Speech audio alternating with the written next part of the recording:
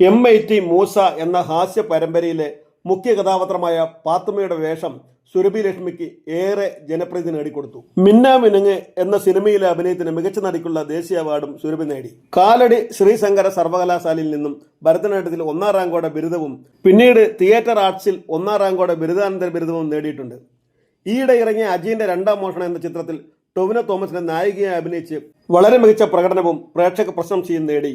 തിളങ്ങി നിൽക്കുന്ന ഈ അവസരത്തിൽ നമുക്ക് സുരഭിയോട് അവരുടെ വിശേഷങ്ങൾ ചോദിച്ചറിയാം. വികൃതിയും കുസൃതിയും നിറഞ്ഞ തൻ്റെ കുട്ടിക്കാലം പ്രേക്ഷകരുമായി പങ്കുവെക്കുകയാണ് സുരഭി. കുട്ടിക്കാലത്ത് അമ്മയ്ക്കും ചേച്ചിമാർക്കുമെല്ലാം വളരെയധികം ശല്യമായിരുന്നു സുരഭി. അതിനാൽ തൻ്റെ ചേച്ചിമാർ തന്നെ കൊന്നുകളയാൻ ആലോചിച്ചു. അതിന് ശ്രമിക്കുകയും ചെയ്തിരുന്നു. സുരഭിയുടെ അമ്മയ്ക്ക് 4 പെൺമക്കളാണ്. സുരഭിയാണ് ഏറ്റവും താഴെ. സുരഭിയെ ഗർഭം ധരിച്ചിരിക്കുന്ന സമയത്ത് അത് വേണ്ടെന്ന് വെക്കാൻ അമ്മ ഒരുപാട് ശ്രമിച്ചു. ആ ഗർഭം അലസിപ്പിക്കാൻ തോട്ടിൽ ചാടിയും അരിയിടിച്ചും അങ്ങനെ എന്തൊക്കെ ഒരു ഗർഭിണി ചെയ്യാൻ പാടില്ല അതെല്ലാം അമ്മ ചെയ്തു. 7 മാസം കഴിഞ്ഞപ്പോൾ അമ്മയ്ക്ക് തന്നെ കുറ്റബോധം തോന്നി. ഇങ്ങനെയെല്ലാം ചെയ്താൽ ജനിക്കുന്ന കുട്ടി വൈകല്യമുള്ള കുട്ടിയായി തീരുമെന്നുള്ള പേടിയിൽ പിന്നീട് അമ്മ എന്നെ സ്നേഹിച്ചു തുടങ്ങി. എപ്പോഴും മറ്റുള്ളവർക്ക് ശല്യമായി നിർത്താതെ കരയുന്ന ഒരു കുട്ടിയായിരുന്നു ഞാൻ. ചേച്ചിമാരെ പഠിക്കാൻ സമ്മതിക്കില്ല. അവരുടെ പുസ്തകങ്ങൾ വലിച്ചു കീറുക, ഉച്ചയ്ക്ക് സ്കൂളിൽ നിന്നും അവർ ഭക്ഷണം കഴിക്കാൻ വരുമ്പോൾ അമ്മയ്ക്ക് ഒഴിവ് കൊടുക്കാതിരിക്കുക. ചേച്ചിമാർ അന്ന് 6ലും 8ലുമാണ് പഠിച്ചുകൊണ്ടിരുന്നത്. ഞാൻ അവർക്ക് ശല്യമായപ്പോൾ ഇതിന് കൊന്നാലോ എന്ന് അവർ തമ്മിൽ പരസ്പരം കൂടാലോചന നടത്തിയിരുന്നു. നിന്നെ ഞങ്ങൾ കൊല്ലു എന്ന് പറഞ്ഞ് എന്നെ കൊണ്ടുപോകുമായിരുന്നു.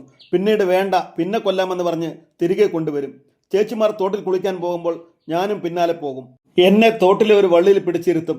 അതും പിടിച്ച് അവർ കുളിക്കുന്നത് വരെ ഞാൻ അവിടെ തന്നെ ഇരിക്കും. 4ഓ 5ഓ വയസ്സേ എനിക്ക് അന്നുള്ളൂ. ആ വള്ളിയിലെ പിടുത്തം വിട്ട് പോയിരുന്നെങ്കിൽ ഞാൻ ഏതെങ്കിലും പുഴയിൽ പോയേനെ. ഞാൻ നഴ്സറിയിൽ പോയിട്ടില്ല. നഴ്സറിയിൽ എന്നെ കൊണ്ടാക്കിയപ്പോൾ 2 ദിവസം കഴിഞ്ഞ് എന്നെ കൊണ്ടുവരരുത്, ഉപ്പുമാവോ ഗോതമ്പോ ഞങ്ങൾ അങ്ങോട്ട് കൊണ്ടുവരാം, ഇവളെ ഇനി മേലിൽ കൊണ്ടുവരരുത് എന്നവർ പറഞ്ഞു.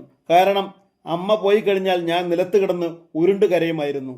നഴ്സറിയിൽ ഒരാൾ കരഞ്ഞാൽ മറ്റെല്ലാവരും കരയും. അതുകൊണ്ടാണ് അവർ എന്നെ കൊണ്ടുവരണ്ട എന്ന് പറഞ്ഞത്. 1ലും 2ലും പഠിക്കുമ്പോൾ എനിക്കെന്നും വയറുവേദനയായിരുന്നു. 11 മണിയാകുമ്പോൾ തുടങ്ങും മടി കൊണ്ടുള്ള വയറുവേദന. അപ്പോൾ 6ാം ക്ലാസ്സിൽ പഠിക്കുന്ന ചേച്ചിയെ ടീച്ചർ വിളിച്ചുകൊണ്ടുവരും. അവൾ എന്നെ ബാത്റൂമിന്റെ അടുത്ത് കൊണ്ടുപോയി നിനക്ക് വയറുവേദനയുണ്ടോ എന്ന് നുള്ളിക്കൊണ്ട് ചോദിക്കും. ഉച്ചയ്ക്ക് ചോറുണ്ണാൻ പോകുമ്പോൾ എന്നെ വീട്ടിൽ കൊണ്ടാക്കും. അങ്ങനെ 1ലും 2ലും ഞാൻ കാര്യമായി സ്കൂളിൽ പോയിട്ടില്ല. 3ാം ക്ലാസ്സിൽ എത്തിയപ്പോഴാണ് സ്കൂളിലേക്ക് പോകണമെന്ന ഒരു തോന്നലുണ്ടായത്. അല്പം പ്രാഥമിക വിദ്യാഭ്യാസത്തിന്റെ കുറവുണ്ട് എനിക്ക്, സുരഭി തമാശയായി പറഞ്ഞു. ഇത്രയൊക്കെ വികൃതി കാട്ടുന്ന എന്നെ ചേച്ചിമാർ കുട്ടിക്കാലത്ത് കൊന്നില്ലെങ്കിലേ കുഴപ്പമുള്ളൂ. കാര്യങ്ങൾ ഞാൻ അല്പം നർമ്മത്തിലാണ് പറഞ്ഞിരിക്കുന്നത്.